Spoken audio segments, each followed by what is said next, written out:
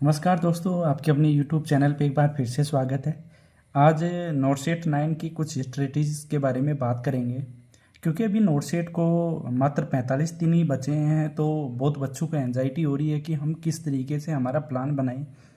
और जो 45 दिन होते हैं तो उनमें आप अच्छी तरीके से अभी भी तैयारी कर सकते हो। जिन बच्चों ने अभी तक तैयारी की नहीं है या अब स्टार्ट करने वाले हैं, तो मैं आज 15-15-15 का रूल बताऊंगा आपका, जो आप किस तरीके से करो कि पहले 15 दिन क्या करना है, फिर उसके बाद में क्या करना है। तो मैं आज पूरी स्ट्रेटेजी के बारे में आज अपन फुल बात करेंगे।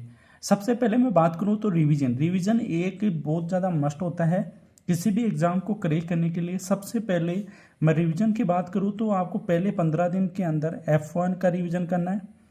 साथ में बात करूँ तो एमएसएन को वो आपको मैनेज करना पड़ेगा किस टाइम पे क्या पढ़ना है। लेकिन पहले F1 और एमएसएन और ओबीजी और मैं पीडिया की बात करूँ तो पीडिया भी पढ़नी पड़ेगी, और एक सीएचएन और साइकेट्री। इस प्रकार से ये जो है मेजर सब्जेक्ट, यही नोट सेट में ज़्यादातर पूछा जाता है। तो इनको आपको पहले 15 दिन किसी भी तरीके से आपको रिवीजन करना है। दूसरी बात करूँ तो पीआर यादव या टारगेट हाई के अंदर आपको डेली के 500 से 600 एमसीक्यू करने हैं। अगर आप पीआर यादव कर रहे हो तो भी ठीक है, अगर टारगेट हाई एमसीक्यू कर रहे हो तो भी ठीक है।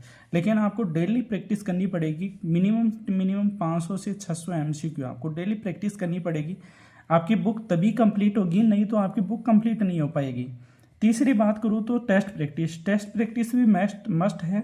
टेस्ट प्रैक्टिस जो बच्चे नहीं दे पा रहे हैं तो वो सैटरडे वाला जो टीएनसी का टेस्ट है तो वो डेली सैटरडे को दे सकते हो। बाकी आप डेली दे रहे हो तो डेली भी बहुत अच्छा है, क्योंकि टेस्ट प्रैक्टिस से है जो आपकी कमियां हैं, टाइम मैनेजमेंट है, वो सभी हो जाता है। क्योंकि टाइम भी आपका बचता है, वहाँ पे जो भी प्रैक्टिस है वो काम आती है नोट सेट एग्ज़ाम के अंदर। दूसरी 15 दिन की बात करूँ वापस, तो आपको रिवीजन वही प्रोसेस वापस करनी है जो आप F1 यूज में ले रहे हो, प्लस एमएसएन ले रहे हो और ओबीजी ले रहे हो। तो आपको फिर वापस वही जो स्ट्रेटजीज है 15 दिन की, वो पहले वाली करनी है। दूसरी बात करूँ, आपको पीआर या टारगेट हाई पहले 15 दिन के अंदर किसी भी तरीके से कंप्लीट करनी है। दूसरी, आपको मॉसबी के एमसीक्यू करने पड़ेंगे 15 दिन में, मौसमी की एमसीक्यू। क्योंकि आप मॉसबी तभी कर सकते हो जब आपकी ऑलरेडी पढ़ी हुई है। अभी नहीं, पहले की पढ़ी नहीं हुई है तो आप बिल्कुल हाथ नहीं लगाना है। जो बच्चे पहले पढ़ लिए हैं उसके बाद में आपको मॉसबी पढ़ना है तो आप पढ़िए, क्योंकि 15 दिन के अंदर आपकी आसानी से कंप्लीट हो जाएगी। और ज़्यादातर तो मॉसबी के अंदर आप F1 के अंदर और एमएसएन के अंदर और ओबीजी के अंदर ध्यान दीजिए। बाकी तो ये इतनी नहीं पूछते हैं, लेकिन ये 3 मेजर सब्जेक्ट ज़्यादा आती हैं। तो इस प्रकार से आपको मॉसबी के अंदर लगभग 1800 एमसीक्यू हो तो आप 15 दिन के अंदर आराम से कर सकते हो। आप अगर डेली के 200 से 300 भी एमसीक्यू करो या 200 भी एमसीक्यू करोगे तो आपकी आसानी से मॉसबी बुक हो जाएगी। तीसरी बात करूँ टेस्ट प्रैक्टिस की, तो आपको टेस्ट प्रैक्टिस कंटिन्यू रखनी है।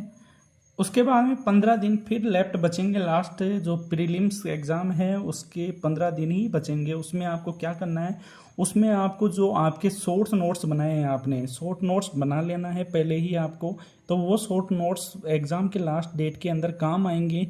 क्योंकि वो शॉर्ट नोट्स आप अगर पूरा रिवीजन पॉसिबल तो है नहीं कि आप जैसे कि पूरी बुक पढ़ो, पूरी जो नोटबुक है वो पढ़ पाओगे, ये तो पॉसिबल भी नहीं है।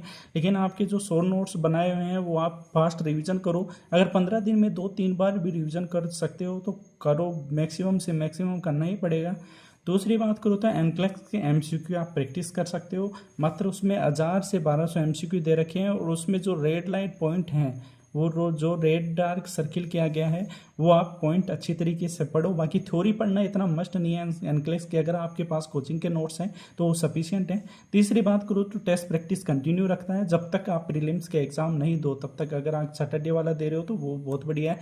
जिस प्रकार से आपको 15 स्ट्रेटेजीज रखनी है, जिस प्रकार से आप नोट सेट क्लियर कर सको। और 15 दिन के बाद आप जो मेंस एग्जाम है उसके बारे में बाद में डिटेल से बात करूँगा।